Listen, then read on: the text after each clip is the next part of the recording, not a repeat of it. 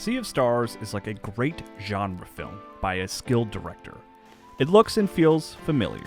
You basically know what to expect and can probably even predict the major beats, but it doesn't hinder the experience at all. The intention is so well executed that I was eager to soak it all in and, in this case, swim in the stars. I dreaded Sea of Stars' conclusion, not because I feared the worst, but because I didn't want to leave the world and stop playing.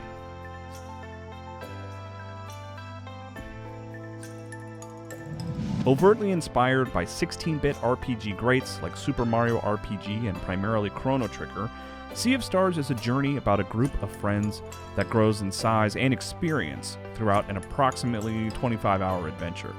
The story centers on two solstice warriors, children delivered by a magical eagle instead of traditional childbirth, who can control the power of the moon and the sun.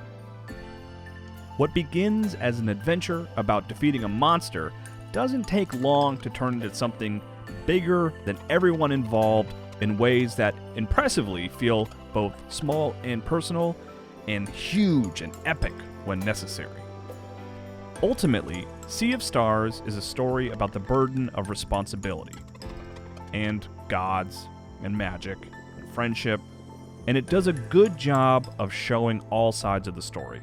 The villains are villains, and the heroes are heroes, but I understand where everyone is coming from. I appreciate this approach to its story and characters and admire it for feeling familiar within the genre, but also playing with larger ideas about the ideology of immortals or toying with fun concepts like shared consciousness in a single robot. I eagerly pursued all the optional threads and listened to every extracurricular story from Teeks, our traveling historian, which is a complement to the game's world building. Beyond the story, which is engaging, exists a fantastic turn-based RPG. Every encounter in Sea of Stars, from the random enemies you run into while trying to solve puzzles to the final confrontation, all feel truly considered and designed. The combat encourages you to lean on special abilities and combos, so you're not just doing the same basic attack on every enemy. The combat also has timed button press bonuses, which is just key to my RPG heart.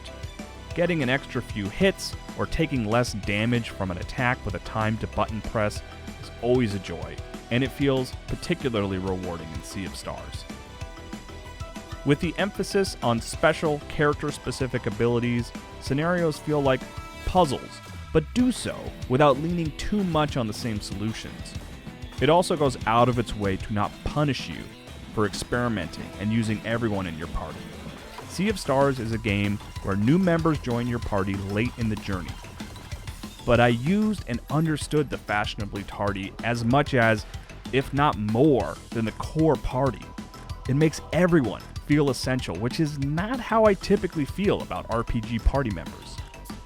The audio and visuals also deserve highlighting. The music expertly recalls the 16-bit era.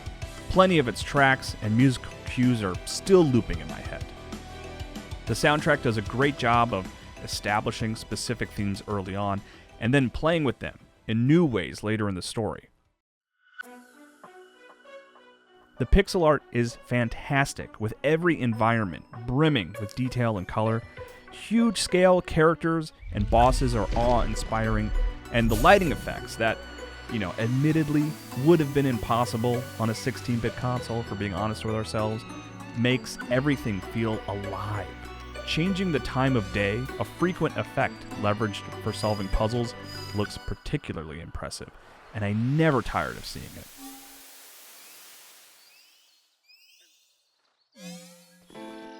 Sea of Stars is a stellar throwback that appeals to fans like me who love 16-bit RPGs, but it also functions as an excellent entry point.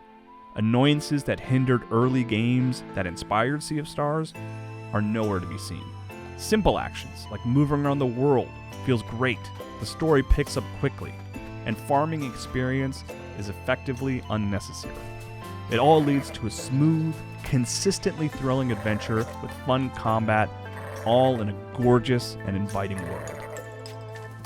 I gave Sea of Stars a 9 out of 10 for Game Informer.